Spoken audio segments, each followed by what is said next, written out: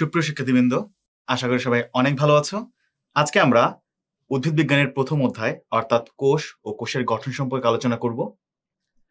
সর্বপ্রথম আমরা কোষের সাধারণ যে বিষয়গুলো আছে, কোষ, তারপরে কোষের নামকরণ কিভাবে হচ্ছে, কোষ কত প্রকার ও কি, উদ্ভিদ কোষ, প্রাণী কোষ, এদের তুলনা, এই বিষয়গুলো নিয়ে আমরা আলোচনা করব। তাহলে সর্বপ্রথম আমরা জেনে নিই আলোচ্য বিষয়গুলো। আলোচ্য বিষয় আজকে আমাদের মেইন আলোচ্য বিষয় কোষ কি, কোষের আবিষ্কার ও এর নামকরণ, অর্থাৎ কে এর আবিষ্কার করেছেন এবং কে এর নামকরণ করেছেন। এবার কোষের প্রকারভেদ সম্পর্কে আমরা জানবো এবং সর্বশেষে একটি আদর্শ উদ্ভিদ কোষ সম্পর্কে আমরা আজকে অবগত হব। সর্বপ্রথম আমরা জানি যে কোষ জিনিসটা আসলে কি, অর্থাৎ কোষ কি। সহজভাবে যদি আমরা বলতে চাই তাহলে জীবদেহ সাধারণত তৈরি হয় কোষ দিয়ে। আমরা সমগ্র দেহের যে গাঠনিক এককটা আছে সেটাকে আমরা কোষ বলতে পারি। কিন্তু আমরা বইয়ের ভাষায় কোষকে এভাবে সংজ্ঞায়িত করা যায় যে কোষ হলো জীবদেহের গাঠনিক ও কার্যকরী একক যা অর্ধবেদ্য ঝিল্লি দ্বারা পরিবেষ্টিত এবং আত্মপ্রজননে সক্ষম। এখানে অর্ধবেদ্য মানে কি, আমরা জানি প্লাজমা মেমব্রেন এখানে কথা বলেছে, অর্থাৎ নির্দিষ্ট কিছু বস্তু কোষের ভিতরে আদান প্রদান করতে পারবে, মানে ভিতরে ঢুকতে পারবে এবং বাইরে বের হতে পারবে, লাইক দরজার মতো। কারণ দরজা যেরকম আমাদের সিলেক্টিভ আমাদের পার্সনদেরকে অ্যালাউ করে ঘরের ভিতর ঢোকার জন্য বা বাইরে যাওয়ার জন্য, আমরা কোনো অনাকাঙ্ক্ষিত কোনো ব্যক্তিকে বা কোনো বস্তুকে ঘরের ভিতর ঢুকতে বা ঘর থেকে বের হতে আমরা বাধা প্রদান করি, সেরকমই সেই দরজার মতোই অর্ধবেদ্য ঝিল্লিটা কাজ করে থাকে। আর আত্মপ্রজননে সক্ষম মানে সাধারণত একটা কোষ সে রিপ্রোডাকশন করে, অর্থাৎ আরেকটা হুবহু কোষ তৈরি করতে পারে বা নিজে থেকে ডিভিশন হতে পারে। কোষকে যদি আমরা আরো সহজভাবে সংজ্ঞায়িত করতে চাই তাহলে আমরা এইভাবে বলতে পারি যে জীবদেহের গাঠনিক ও কার্যকরী একককে কোষ বলা হয়ে থাকে। আমরা এখন জানবো কোষের আবিষ্কার ও নামকরণ সম্পর্কে। সর্বপ্রথম কোষ আবিষ্কার করে রবার্ট হুক ১৬৬৫ সালে রয়্যাল ইনস্টিটিউট অফ লন্ডনের একটি সাপ্তাহিক সভায় সর্বপ্রথম তিনি এই কোষ সম্পর্কে কথা উপস্থাপন করেন এবং পরবর্তীতে তার যে গ্রন্থ আছে, অর্থাৎ রবার্ট হুকের গ্রন্থ মাইক্রোগ্রাফিয়া, এই যে গ্রন্থটা আছে মাইক্রোগ্রাফিয়া, এই মাইক্রোগ্রাফিয়ার মধ্যে তিনি সর্বপ্রথম এই কোষ সম্পর্কে কথাটা উল্লেখ করেছেন। এখন আমরা এই জন্যই, যেহেতু সর্বপ্রথম রবার্ট হুক কোষের প্রস্তাবনা করেছেন বা তিনি সর্বপ্রথম এটাকে লক্ষ্য করেছেন, তাই তাকেই অর্থাৎ রবার্ট হুককে কোষের জনক বলা হয়ে থাকে। পরবর্তীতে বিজ্ঞানী অ্যান্টনি ভ্যান লিউয়েনহুক ১৬৭৪ সালে পূর্ণাঙ্গ কোষীয় দ্রব্য সহ কোষকে পর্যবেক্ষণ করেন এবং এর বিষয়াদি বা ইন্টারনাল যে অর্গানগুলো আছে, অঙ্গাণুগুলো আছে, সেগুলো নিয়ে তিনি তার মতামত উপস্থাপন করেন। অ্যাকচুয়ালি কোষ ল্যাটিন সেলুলার শব্দ থেকে এই সেল নামকরণটা উল্লেখ হয়েছে। এখন তোমাদের অনেকেই মনে হতে পারে সেল নামটা তো কোষ ছাড়াও আরো কোনো জায়গায় হয়তো আমরা শুনেছি। আসলে সেল কিন্তু আমরা জেলখানা অথবা বিভিন্ন আশ্রমের ছোট ছোট যে ঘরগুলো আছে সেগুলোকে আমরা সেল বলে থাকি। এবং এই যে রবার্ট হুক যে নামকরণটা করেছেন, তিনি কিন্তু ওই জেলখানা অথবা আশ্রমের ছোট ছোট ঘর সাপেক্ষেই কিন্তু এই সেল নামকরণটা করেছেন। আসলে বিষয়টা কেন হয়েছে, এটা একটা ইতিহাস আছে, তোমাদের ইতিহাসটা আমরা জানাবো এখনই। ইতিহাসটা এটা বিজ্ঞানী রবার্ট হুক। রবার্ট হুক কি করেছেন, সর্বপ্রথম তিনি কি করেছেন যে দেখেছেন যে একটি কাচের যে বোতল আছে, আগের দিনের যে কাচের বোতলগুলো থাকতো সেগুলো কাঠের ছিপি বা কাঠের যে কর্ক থাকে সেইগুলো ইউজ হতো। তিনি দেখতো যে কঠিন কোনো লোহা বা অন্য কোনো ধাতব বস্তু পানিতে ডুবে গেল কর্ক বা এই কাঠের যে ছিপিটা আছে সেটা কিন্তু পানিতে একদম ডুবছে না। তিনি এটা নিয়ে একটু কিউরিয়াস হলো। কিউরিয়াস হয় পরবর্তীতে তিনি এটাকে পর্যবেক্ষণ করলো মাইক্রোস্কোপের মাধ্যমে বা আতসী কাচের মাধ্যমে। এই মাইক্রোস্কোপের মাধ্যমে পর্যবেক্ষণ করে তিনি দেখলো ছোট ছোট কিছু প্রকোষ্ঠের মতো অংশ আছে এবং এই প্রকোষ্ঠগুলো দেখেই কিন্তু সে এই নামকরণটা করেছে যে সেল, অর্থাৎ যে আমরা একটু আগে যেটা বললাম যে জেলখানার যে সেল বা আশ্রমের যে সেল তার নাম অনুসারে। এবং রবার্ট হুক তিনি এইটার একটা ছবি অঙ্কন করেন। রবার্ট হুকের অঙ্কিত ছবি এই যেটা দেখতে পাচ্ছ, এটা রবার্ট হুক সর্বপ্রথম অঙ্কন করেছেন তিনি সেই কর্ক বা ছিপির ছবিটা দেখে। এবং বর্তমানে আমরা হাইলি যে মাইক্রোস্কোপ গুলো আছে সেইগুলো দেখে আমরা এই যে কর্কের এই ছবিগুলো যে আছে, এখানে ছোট ছোট দেখো কিছু প্রকোষ্ঠ বিদ্যমান আছে, এই প্রকোষ্ঠগুলো বর্তমান মাইক্রোস্কোপের মাধ্যমে আমরা দেখতে পারি। আর রবার্ট হুকের চিহ্নিত যে চিত্রটা অঙ্কন করেছিল সেটা ছিল এইরকম। আশা করি তোমরা বুঝতে পেরেছো। আমরা এখন জানবো হচ্ছে কোষের প্রকারভেদ সম্পর্কে। সর্বপ্রথম আমরা যদি কথা বলতে যাই কোষ কয় প্রকার, তাহলে আমরা কোষকে দুই ভাগে ভাগ করতে পারি। যথাক্রমে হচ্ছে একটা হচ্ছে অবস্থান ও কার্যভেদে মানে কাজ অনুসারে, এবং দ্বিতীয় হচ্ছে নিউক্লিয়াসের গঠন অনুসারে আমরা এটাকে ভাগ করতে পারি। সর্বপ্রথম আমরা যদি এর অবস্থান ও কার্যভেদ আলোচনা করি, তাহলে কোষকে এর অবস্থান ও কার্যভেদে সাধারণত দুই ভাগে ভাগ করা যায়, যথাক্রমে দেহকোষ এবং জনন কোষ। অর্থাৎ দেহ সৃষ্টিকারী যে কোষগুলো আছে এদেরকে দেহকোষ বলা হয়, এবং জনন কোষ বা গ্যামেট সৃষ্টিকারী অর্থাৎ শুক্রাণু, ডিম্বাণু এগুলো সৃষ্টি করে হচ্ছে সাধারণত জনন কোষ করে থাকে। এদের ডিটেলস সম্পর্কে এখন আমরা জানতে চেষ্টা করব। সর্বপ্রথম হচ্ছে দেহকোষ সম্পর্কে আমরা জানবো। দেহকোষ হচ্ছে সাধারণত জীবদেহের অঙ্গ প্রত্যঙ্গ গঠনকারী কোষকে দেহকোষ বলা হয়। এখন সেটা যদি আমাদের প্রাণীর ক্ষেত্রে হয়, তাহলে আমাদের সমগ্র বডি, আমাদের হাত, পা, মাথা, দেহের প্রত্যেকটা অর্গান, লিভার, হৃৎপিণ্ড, যাই বলি না কেন, সবকিছু হচ্ছে দেহকোষ দ্বারা গঠিত হয়। এবং উদ্ভিদের ক্ষেত্রে এটা হচ্ছে কি দ্বারা, উদ্ভিদ ক্ষেত্রে হচ্ছে উদ্ভিদের মূল, পাতা, কাণ্ড, সমগ্র দেহটাই হচ্ছে দেহকোষ দ্বারা গঠিত হয়ে থাকে। একটা ইন্টারেস্টিং ফ্যাক্টর হলো দেহকোষে সাধারণত ডিপ্লয়েড সংখ্যক অর্থাৎ 2n সংখ্যক ক্রোমোজোম থাকে। এখন এই ডিপ্লয়েড সংখ্যক ক্রোমোজোমটা তোমাদের অনেকেই মনে হতে পারে ডিপ্লয়েড সংখ্যক ক্রোমোজোমটা কি?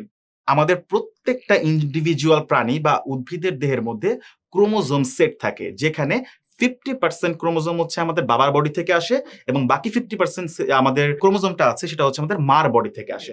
অর্থাৎ আমাদের মানুষের ক্ষেত্রে যদি আমরা বলতে যাই, আমরা জানি আমাদের মানুষের দেহে হচ্ছে কত 46টা ক্রোমোজোম বা 23 জোড়া ক্রোমোজোম আছে, যার থেকে 23টা আসে হচ্ছে বাবার দেহ থেকে, এবং বাকি 23টা আসে হচ্ছে মার দেহ থেকে। তাহলে এই যে 46টা ক্রোমোজোম আমার বডিতে আছে, এই 46টা ক্রোমোজোমকে আমি আমার ডিপ্লয়েড যে সেল আছে বা ডিপ্লয়েড ক্রোমোজোম আছে সেটা চাইলে আমি বলতেই পারি। ঠিক আছে, হ্যাপ্লয়েডটা আমরা বলছি হ্যাপ্লয়েড কিরকম হয়। ওকে, দেহকোষ মাইটোসিস প্রক্রিয়ায় বিভাজিত হয়ে সমসংখ্যক ক্রোমোজোম বিশিষ্ট দেহকোষ তৈরি করে থাকে। অর্থাৎ একটি দেহকোষ মাইটোসিস বিভাজনের মাধ্যমে আরেকটি দেহকোষ তৈরি করে থাকে। অর্থাৎ একটা ডিপ্লয়েড সেল থেকে অপর একটি ডিপ্লয়েড সেল তৈরি হয় এই মাইটোসিস কোষ বিভাজনের মাধ্যমে। সাধারণত এই যেহেতু আমরা এটা উদ্ভিদ বিজ্ঞান নিয়ে পড়ছি, তাহলে উদ্ভিদ বিজ্ঞানের পার্সপেক্টিভের উদাহরণ চেষ্টা করি। উদ্ভিদ বিজ্ঞানের উদাহরণ হচ্ছে আবরণী কোষ, মূল, কাণ্ড ও পাতা কোষ। এক কথায় উদ্ভিদের দেহের সমগ্র অংশ গঠন করে থাকে এই ডিপ্লয়েড সংখ্যক ক্রোমোজোম বিশিষ্ট কোষগুলো, অর্থাৎ দেহকোষ। এখন আমরা জানবো হচ্ছে ডিপ্লয়েড কোষের অংশগুলো সম্মুখে। এই যে দেখতে হয় ডিপ্লয়েড সেলকে বা আমরা দেহকোষকে ইংরেজিতে আমরা সোমাটিক সেল বলি। এখানে কি আছে? সাইটোপ্লাজম আছে। অর্থাৎ এই যে অংশটা দেখতে পাচ্ছ হালকা ব্লার কালারের, এটা হচ্ছে সাধারণত সাইটোপ্লাজম। এছাড়াও এর মধ্যে রাইবোজোম বিদ্যমান থাকে, গোলগি অ্যাপারেটাস বা গোলগি বডি বিদ্যমান থাকে। এর মধ্যে সুগঠিত নিউক্লিয়াস আছে, অর্থাৎ নিউক্লিয়াস আছে, নিউক্লিয়ার মেমব্রেন আছে। এরপর হচ্ছে এন্ডোপ্লাজমিক রেটিকুলাম, অন্যান্য যে অংশগুলো আছে অন্যান্য কোষের মতো সেম ভাবেই এই সোমাটিক সেলের মধ্যে বা দেহকোষের মধ্যে সমানভাবে সংরক্ষিত হয়। এখন আমরা জানবো হচ্ছে জনন কোষ সম্পর্কে, অর্থাৎ জনন কোষ বা গ্যামেট। জনন কোষ কাকে বলা হয়? যৌন প্রজননের জন্য জননাঙ্গে মিওসিস প্রক্রিয়ায় উৎপন্ন হ্যাপ্লয়েড ক্রোমোজোম বহনকারী কোষকে বলা হয় সাধারণত জনন কোষ। মিওসিস বিভাজনের মাধ্যমে জন্মাত্রিক কোষ হতে অর্ধেক ক্রোমোজোম বিশিষ্ট এই প্রকারের কোষ সৃষ্টি হয়ে থাকে। অর্থাৎ আমরা জানি যখন মাইটোসিস কোষ বিভাজন হয় তখন দেহকোষ থেকে আরেকটি নতুন দেহকোষ হয়, অর্থাৎ ডিপ্লয়েড কোষ থেকে ডিপ্লয়েড কোষ হয়ে থাকে। কিন্তু জনন কোষের ক্ষেত্রে ডিপ্লয়েড কোষ অর্থাৎ জননমাত্রী কোষ মিওসিস বিভাজনের মাধ্যমে হ্যাপ্লয়েড সংখ্যক ক্রোমোজোম তৈরি করে থাকে। অর্থাৎ যদি এমন হয় যে মানুষের ক্রোমোজোম সংখ্যা হচ্ছে 46টি, এটি থেকে যদি জনন কোষ সৃষ্টি হতে হয় তাহলে টোটাল 30টি করে সৃষ্টি হবে হচ্ছে কোষ। এটাকে বলা হয় ডিপ্লয়েড সেল, এবং এই সেলগুলোকে বলা হয় হ্যাপ্লয়েড সেল। আশা করি তোমরা বুঝতে পেরেছো। সাধারণত আমরা শুক্রাণু এবং ডিম্বাণুর উদাহরণ বলতেই পারি হচ্ছে এই জনন কোষ বা গ্যামেট কোষের মধ্যে।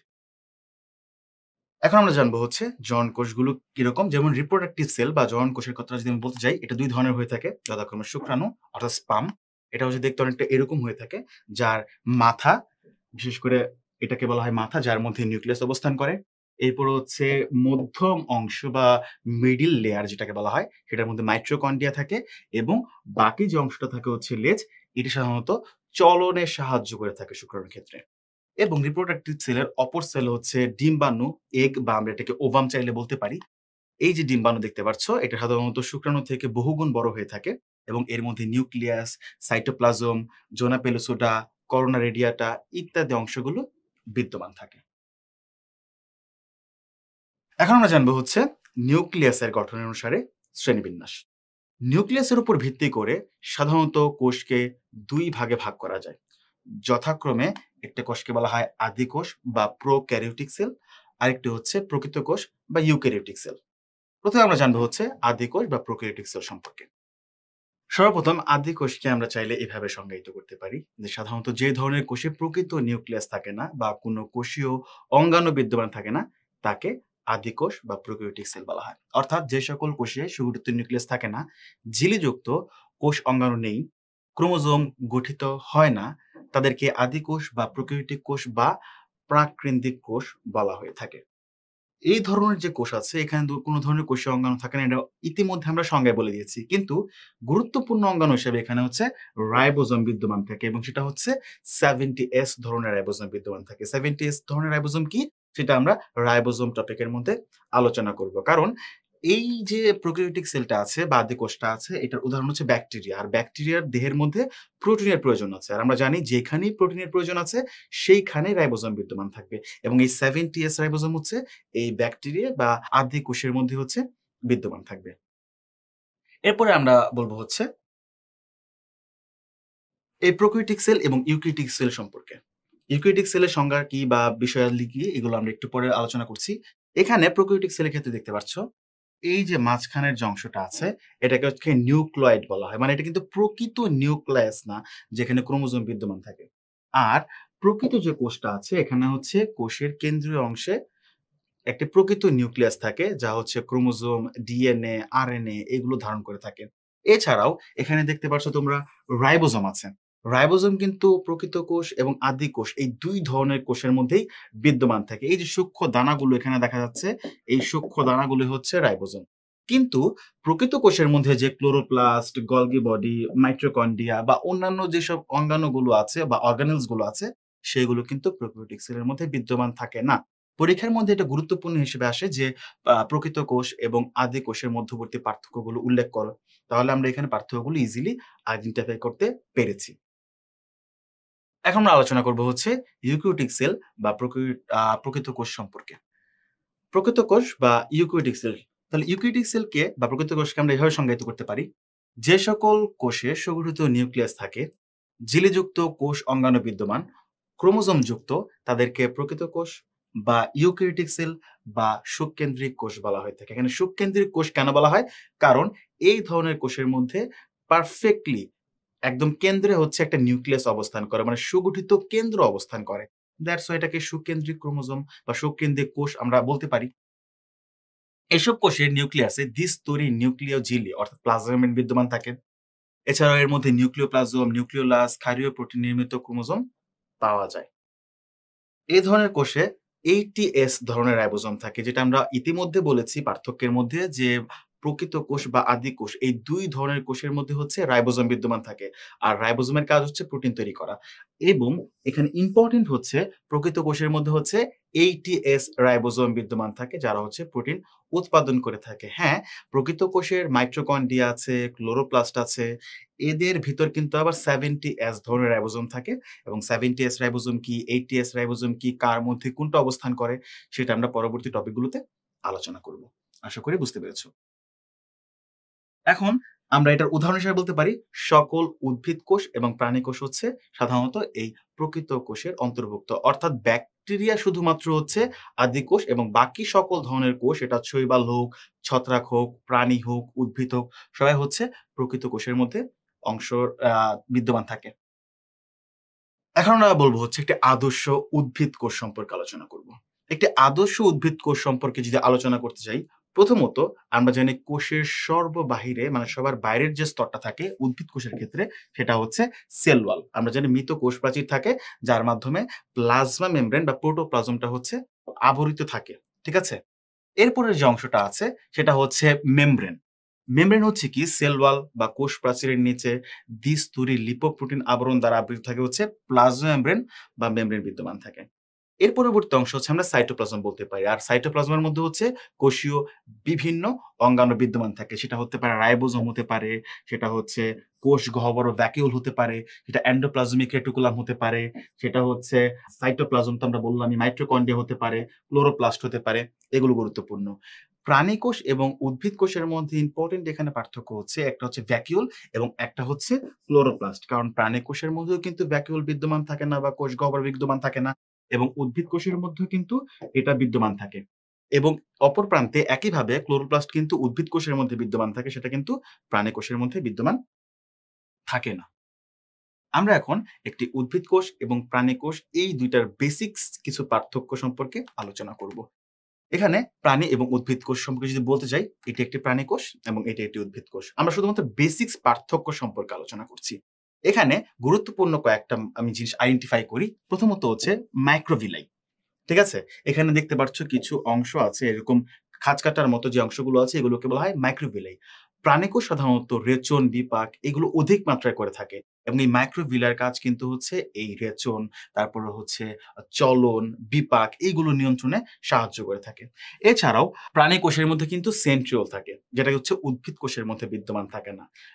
এবং কোষ বিভাজনের সময় হচ্ছে এই সেন্ট্রিওল মাকুযন্ত্র তৈরি করে থাকে। তাহলে তোমাদের মনে প্রশ্ন আসতে পারে যে প্রাণী কোষে সেন্ট্রিওল থাকে সেটি হচ্ছে মাকুযন্ত্র তৈরি করে। তাহলে উদ্ভিদ কোষের মধ্যে এই মাকুযন্ত্রটা তৈরি কে করে থাকে? সেটা হচ্ছে কোষীয় কঙ্কাল, মাইক্রোফিলামেন্টস, ইন্টারমিডিয়েট ফিলামেন্টস যেই কোষীয় কঙ্কালগুলো আছে সেগুলো হচ্ছে এই কাজটা করে থাকে।